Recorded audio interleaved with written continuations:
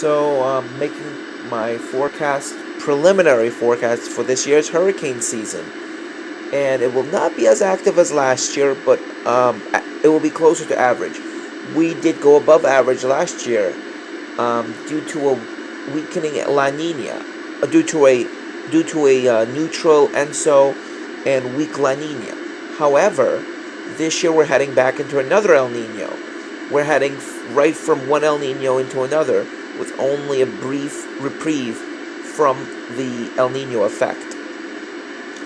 So, because of that, I'm forecasting a slightly less active hurricane season. However, the El Nino is going to be weak to mild, so we might see slightly above average. I'm predicting as of now 12 to 14 named storms. But and 12 to 14 named storms, 5 to 6 hurricanes, 3 of them major, and I predict 2 U.S. landfalls. One will be a tropical storm, and one will be a hurricane. Also, this El Nino was kind of unusual as it was centered completely in the eastern part of the Pacific.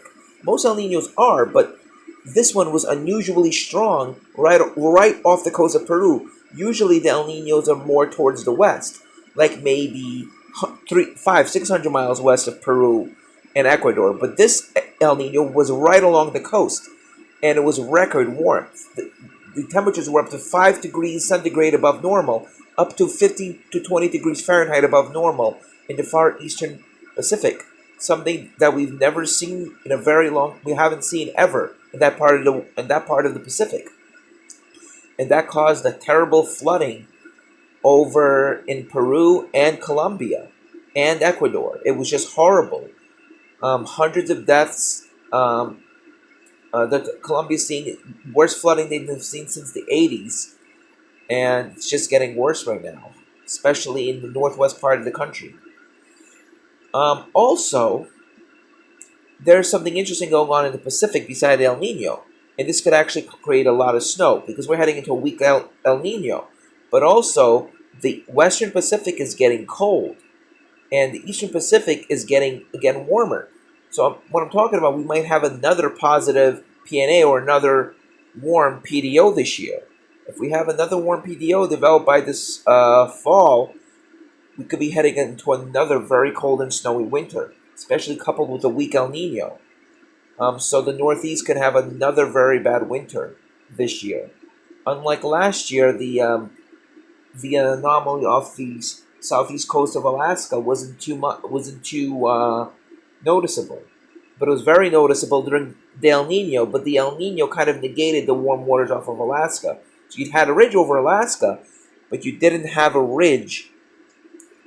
trough on the East Coast as you normally would have, as you did during the 2014-2015 winter. That winter, we had a weak neutral ENSO, very weak El Nino, and Boston had record snowfall and record cold because of the very warm PDO. The PDO is several degrees above normal, up to about 1 to 1.5 degrees centigrade above normal, which is very unusual, especially to that extent that it was. It's usually supposed to be a little sliver of warm water right hugging Southeast Alaska, but this was a big sliver of warm waters right off of Southeast Alaska. And this could happen again this year. But in order for me to be for certain, it has to be around August or September when I can determine what kind of winter we're going to have. The warmer the waters off of southeastern Alaska, the worse this winter will be, especially if the El Nino is weak and if you have warm waters in the Labrador Straits. That will mean you're going to have a negative NAO mostly this winter, which will mean more blocking and more snow. So winter's, of course, winter is too far out, but I am getting hints that this winter could be a very bad one, worse than last winter. And last winter it could be a taste of what's to come this winter too. I'm saying it could be worse.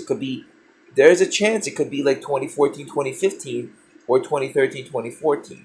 Thank you for watching. Bye.